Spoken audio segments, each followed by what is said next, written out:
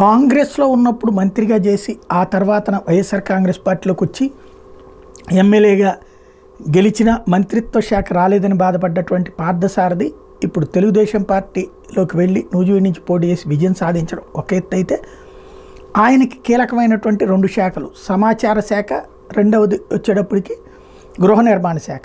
సౌమ్యుడు, ఎక్స్ప్లెయిన్ చేయగలిగినటువంటి వ్యక్తి, 10 మందితో కమ్యూనికేషన్ ఉన్నటువంటి వ్యక్తి, బాధ్యతాయుతంగా ఉండేటటువంటి వ్యక్తి.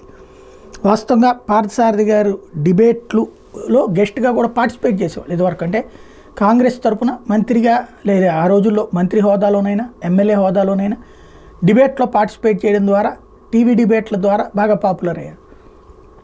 ఆయనకి సమాచార ప్రసార శాఖ కరెక్ట్ అయినటువంటిది. పరీక్ష పెట్టేది గృహ నిర్మాణ శాఖ. ఎందుకంటే టిడ్కో ఇళ్ళు పూర్తి చేయాలా,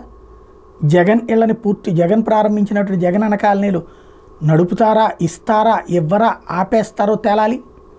అదే సందర్భంలో గృహ నిర్మాణం అన్నటువంటిది ఒక పెద్ద యజ్ఞంలాగా జరగాల్సినటువంటి సందర్భం కాబట్టి అది పెద్ద చర్చనీయాంశమే.